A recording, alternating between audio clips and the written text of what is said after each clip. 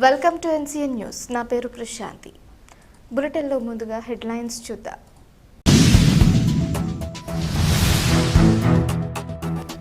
దొమ్మేటి వెంకటరెడ్డి భవిష్యత్తు తరాలకు ఆదర్శం. ఎమ్మెల్యే ఆదిరెడ్డి శ్రీనివాస్. శెట్టిబలజ జాతి కోసం అహర్నిశలు పాటుపడిన మహనీయుడు దొమ్మేటి వెంకటరెడ్డి భవిష్యత్తు తరాలకు ఆదర్శనీయమని, అందుకే విగ్రహాన్ని పెట్టించడమే కాకుండా ఆయన జయంతిని అధికారికంగా జరిపించాలన్న కోరిక సాధించుకోగలిగామని రాజమహేంద్రవరం సిటీ ఎమ్మెల్యే ఆదిరెడ్డి శ్రీనివాస్ అన్నారు. ఇది కూటమి ప్రభుత్వ చిత్తశుద్ధికి, బీసీల పట్ల ప్రేమకు నిదర్శనమని ఆయన అన్నారు.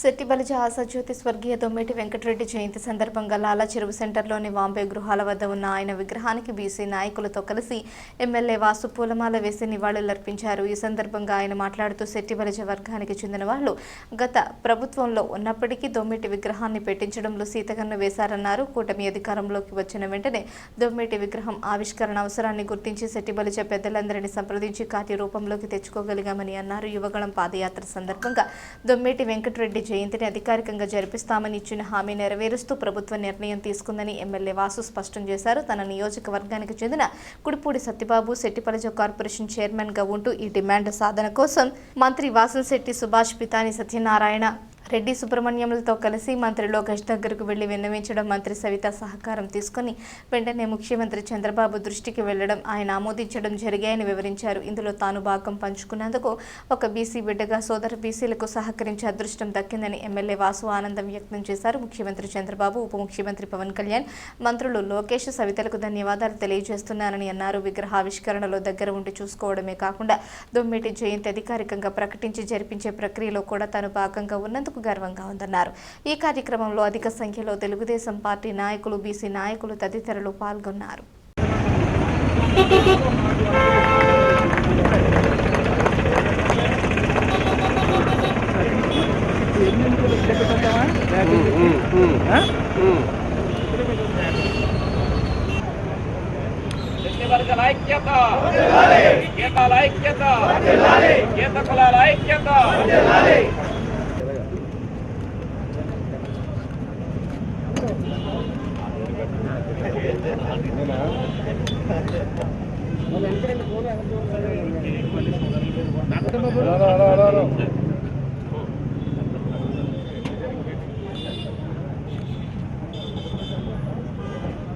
అన్న ఇది వినిపిస్తానండి.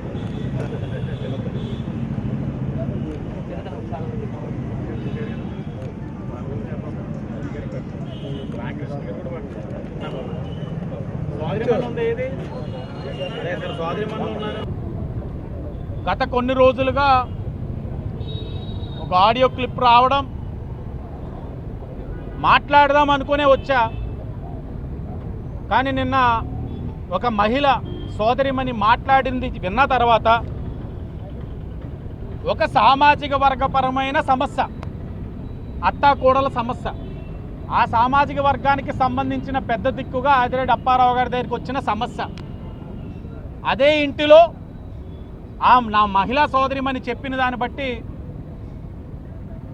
అక్కడ ఉన్న వ్యవహారం బట్టి, వారు ఎదుర్కొంటున్న ఎస్సీ ఎస్టీ కేసులు బట్టి అప్పారావు గారు మాట్లాడిన విధానాన్ని చిత్రీకరించిన ప్రక్రియలో జరిగిన సంభాషణ, ఆవిడ అంత మాట్లాడిన తర్వాత నేను మాట్లాడడం సరైన విధానం కాదని నాకు అనిపిస్తూ ఉంది, సభ్యత కాదని అనిపిస్తూ ఉంది. ఆవిడ మాట్లాడారు కాబట్టి అక్కడితోటి సరి. నేను చెప్పదలుచుకుంది ఒకటే, సంవత్సరన్నరగా ఈ సమస్య ఉందట. నిన్నే నేను తెలుసుకున్నా. సంవత్సరన్నరగా ఉన్న సమస్యను రోడ్డు మీద పెట్టారు వైసీపీ వాళ్ళు. న్యాయం చేస్తారా? చేయగలరా? చేస్తారా? చేయగలరా? ఈ నియోజకవర్గంలోని ఒక దౌర్భాగ్యమైన పరిస్థితి. ఓడిపోయిన వెంటనే ప్రచార రథం కాలిపోయిందని మొదలుపెట్టాడు అబ్బాయి. రాత్రి 12ంటికి ప్రచార రథం కాలిపోతే కాల్చిన వ్యక్తి చేసిన ఫోన్ కాల్స్ ఎవరన్నది ఆ అబ్బాయికి తెలుసు, నాకు తెలుసు, అప్పుడున్న ఎస్పీ గారికి తెలుసు. రాజకీయాలు చేసేనా? రాత్రి కాలితే హుటాహుటిని రాకుండా మేకప్ వేసుకొని వచ్చిన అబ్బాయి యొక్క చిత్తశుద్ధి మనం అర్థం చేసుకోవాలి. కాల్చేశారు అని చెప్పారు, దాని తర్వాత కాల్చుకున్నారు అని తెలిసింది. పటాపంచలైంది. తర్వాత గౌరవనీయులైన పెద్దలు బుచ్చ చౌదరి గారికి, అప్పారావు గారికి మళ్ళా ఎడిటింగ్ తోటి ట్రై చేశారు. అది అసలైన ఆడియో వచ్చింది, పటాపంచిలైంది. తర్వాత మా నాయకులు ఏమనేవండి ఎడిటింగ్లు, అది పటాపంచిలైంది. మొన్న ఇస్కాన్లోని తలెత్తిన సమస్య, ఇస్కాన్లోనే ఉన్న ప్రభువులు ప్రెస్ మీట్ పెట్టి సమాధానం చెప్పే పరిస్థితి, అది పటాపంచలైంది. ఇప్పుడు ఇది నిన్న సోదరిమని మాట్లాడింది అర్థమవుతుంది. ఇంకెన్నాళ్ళు ఎలాంటి చిల్లర రాజకీయం చేస్తారు? ఎడిటింగ్లు చేసుకునే బతుకు ఎందుకు వస్తూ ఉంది మీకు?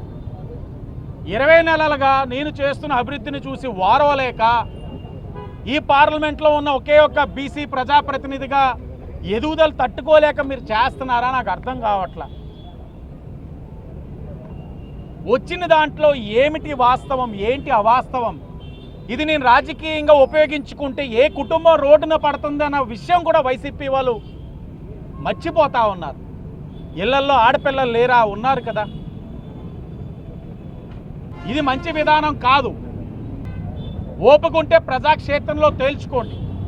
కుల రాజకీయాలు ఆడడం, కుటుంబాల్ని రోడ్డును పడేయడం మీకు కొత్త కాదు వైసీపీ వాళ్ళకి.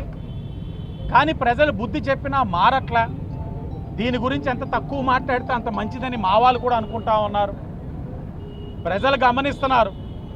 ఇన్ని చేశారు, ఒక్కటైనా నిలబెట్టుకోగలిగారా? పట్టుకుంటారు, వీడియోలు వేసుకుంటారు, వదిలేస్తారు.